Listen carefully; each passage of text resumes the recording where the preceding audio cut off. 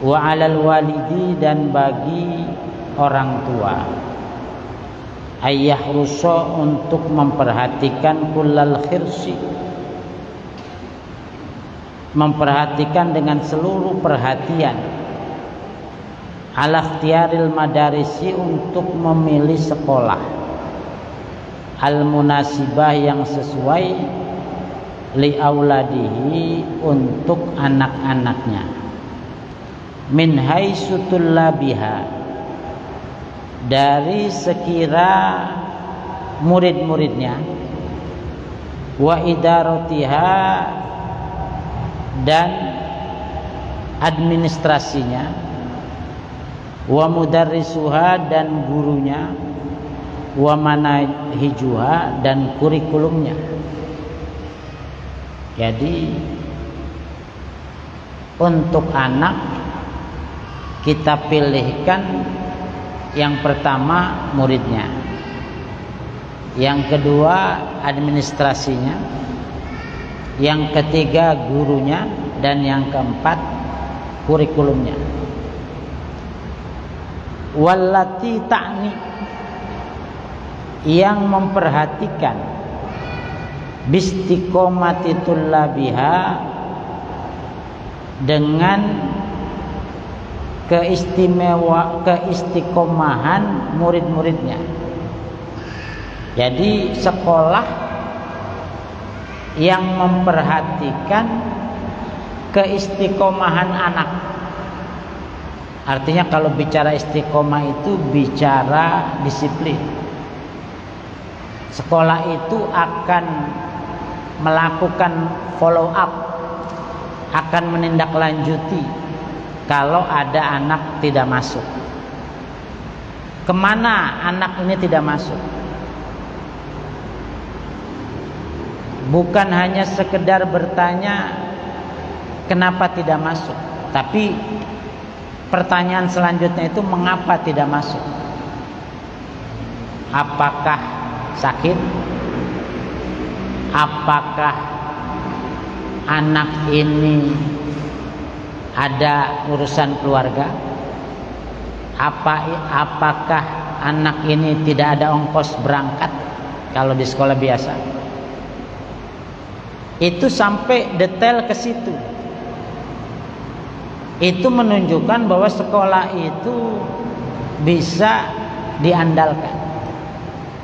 Artinya sekolah ini betul-betul memperhatikan kedisiplinan anak. Jangan ada sekolah sudah seminggu ada anak nggak masuk, ditegur enggak, ditanyain enggak, orang tuanya ditelepon enggak. Itu menunjukkan sekolah itu tidak peduli dengan kedisiplinan anak. Jadi sekolah yang baik adalah sekolah yang memperhatikan kedisiplinan siswanya. Itu yang pertama. Yang kedua, watah tamu, dan memperhatikan bi akhlakihim, dengan akhlak mereka, wasyama'ilihim, dan tabiat mereka. Yang kedua, memperhatikan akhlak mereka. Saya tuh kaget, Bapak Ibu, dikirimin video. Saya jadi mikir, nanti kalau anak kita itu begitu bagaimana?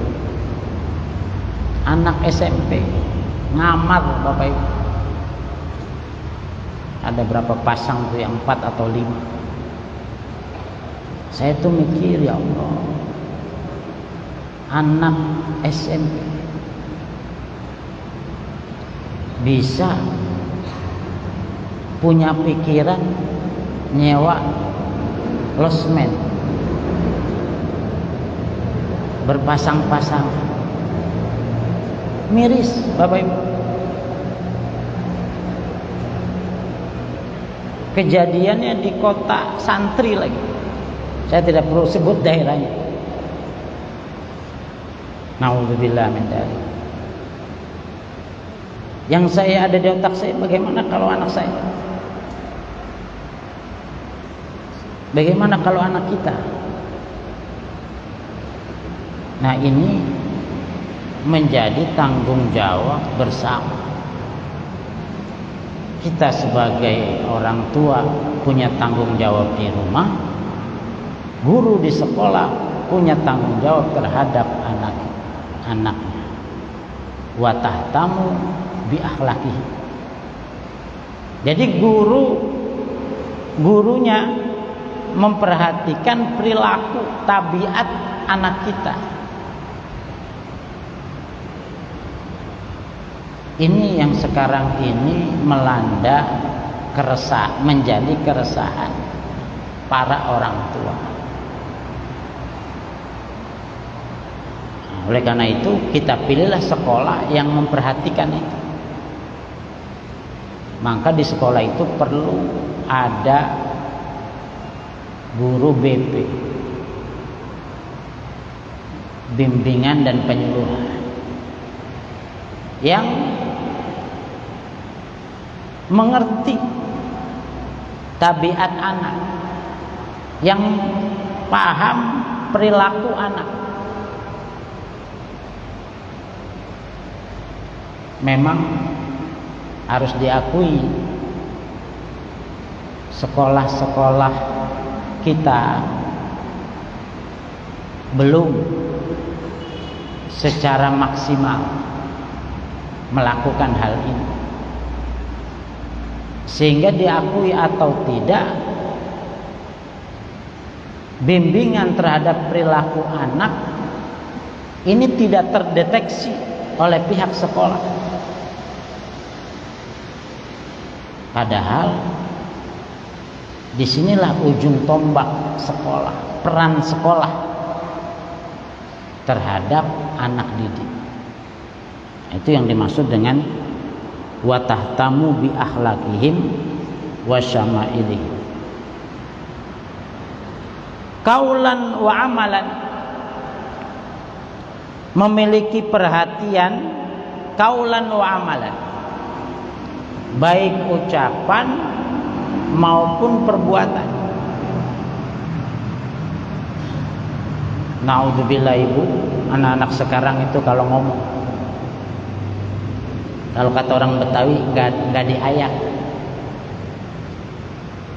Itu yang namanya bahasa anjing, babi, naudzubillah, keluar dari anak-anak kita itu.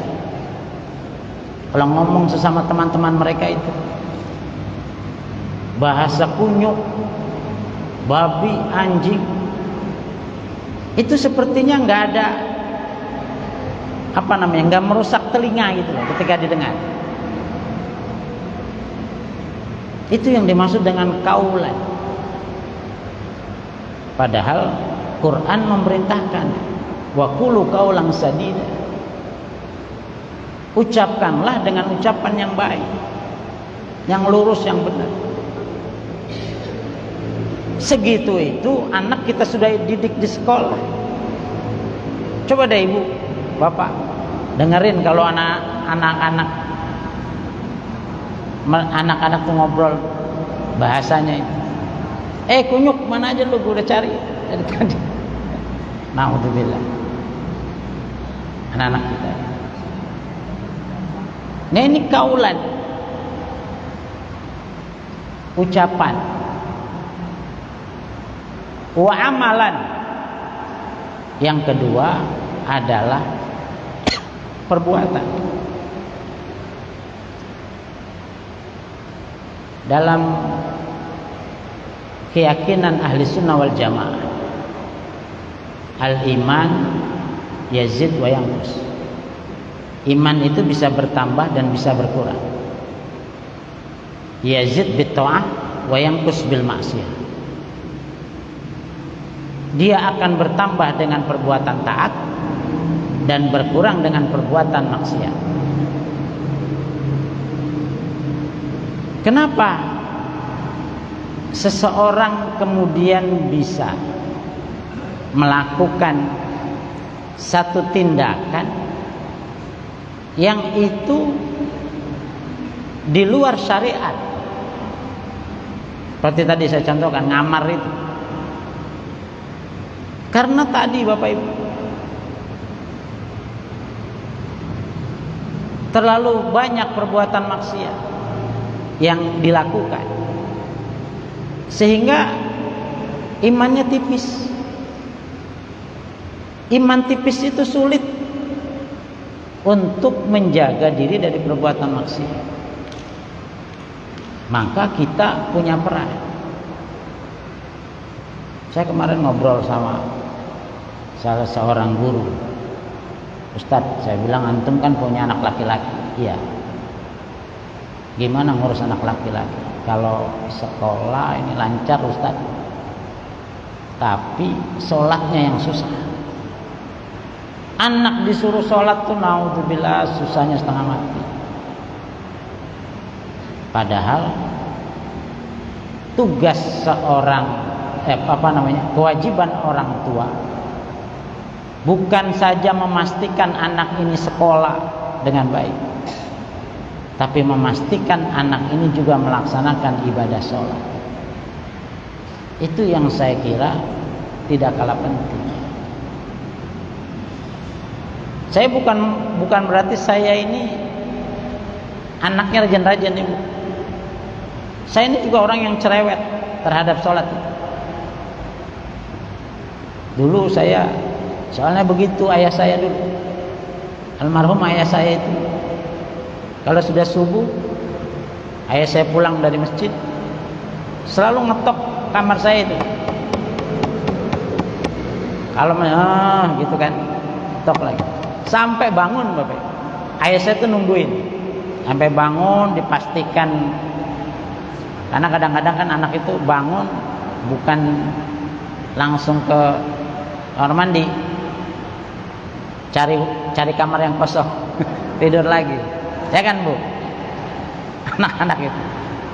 Tapi ayah saya tuh memastikan saya itu ke kamar mandi sudah wudu, sholat, baru ayah saya udah selesai, setelah kalau mau tidur lagi. Itu sampai begitu orang tua, dan itu saya wariskan sampai hari ini. Sampai sama anak, saya pastikan anak itu bangga. Kenapa? Yazid bita'ah. Iman anak kita itu akan kuat kalau disertai dengan perbuatan taat. Dan salah satu perbuatan taat itu adalah melaksanakan sholat. Ini Bapak Ibu yang paling penting. Kenapa? Jadi ada rentetan hubungannya ke situ. Kita sebagai orang tua jangan santai-santai biarin anak gak sholat. Ini nanti berarti dia melakukan perbuatan maksiat karena meninggalkan sholat. Imannya jadi tipis. Ada perbuatan-perbuatan maksiat yang lain, nanti dia gampang melakukan perbuatan dosa.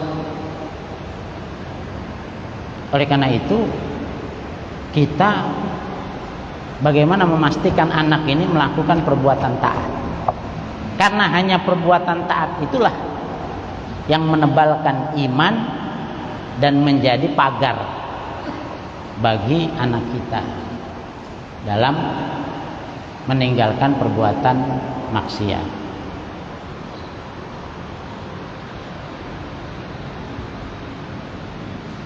Li'annal aglab, karena pada umumnya, karena sesungguhnya umumnya,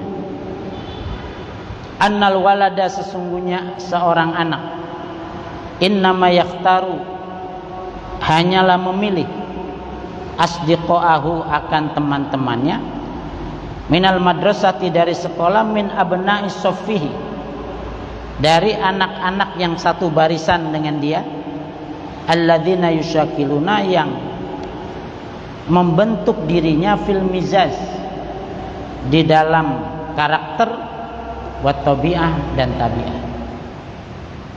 Coba deh perhatikan anak, perhatikan pergaulan anak. Ibu akan lihat bahwa anak itu akan nyaman dengan teman-teman yang memang satu frekuensi dengan dia. Dia bisa klik dengan temannya itu.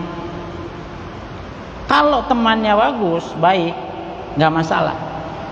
Masalahnya kalau temannya ini teman yang tidak baik, itu pasti nanti akan membentuk al-mizaj, tabiatnya, wataknya, kebiasaannya, itu pasti menular. Ya makanya kan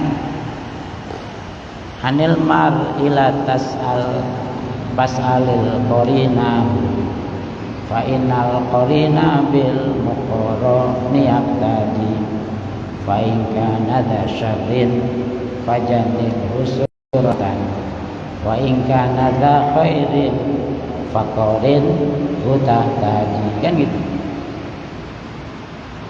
La tashabil kaslana fi halatihi kam solihin bi fasadin akhar yafsudu adwal balidi ilal jalidi syari'atu kal jambi yudong fir ramadi fayahman.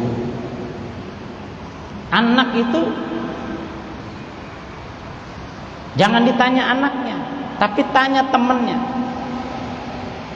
Kenapa? Fa'inal muqarru niyak tanya. Karena seorang anak yang berteman dengan anak yang lain, pasti yang sahabatnya ini akan mempengaruhi dia, akan mengikuti. Fa in kana dzasyarrin fajanibhu sur'atan. Kalau temannya ini nakal, jauhi buru-buru. Wa in kana dza khairin faqarin hutahtadi. Kalau temannya baik, cepat bergaul dengan dia, nanti dia akan dapat hidayah, akan dapat petunjuk kebaikan juga. Ini pentingnya di situ kita memperhatikan sekali lagi kepentingan anak. Mudah-mudahan apa yang kita niatkan, apa yang kita tirakatkan, jadi saya menganjurkan untuk bapak-bapak, ibu-ibu saya juga, untuk sekarang ini orang tua itu harus banyak tirakat, nirakatin anak. Kita sudah tidak mungkin melawan lingkungan, melawan situasi. Yang bisa kita lakukan adalah tirakat. Tahu Gus Ikdam, Bapak Ibu, Gus Ikdam yang lagi terkenal itu punya kakek 7 tahun puasa, namanya kakeknya Kiai Zubaidi. Itu 7 tahun puasa gak makan nasi. Ibu bisa nirakan. Ya itu buahnya itu Gus Ikdam itu. Kita kalau rajin tirakat, kalau nggak jadi ke anak kita, jadi ke cucu. Nggak ada istilah gagal yang namanya tirakat, pasti ke keturunan kita. Maka di era yang seperti ini, saya kira tidak ada yang bisa kita lakukan kecuali kita banyak mentirakati anak kita. Saya kira itu Bapak Ibu sekalian, mudah-mudahan bermanfaat. Nanti kalau ada pertanyaan ke grup saja. Hari ini tidak ada pertanyaan. Insya Allah kita ketemu lagi minggu depan. Mari kita tutup dengan membaca Rabbi yassirli ya man tayassarna ya sidana ya ini ultufli ya man talattafana ya Rabbana ya ini. Assalamualaikum warahmatullahi wabarakatuh.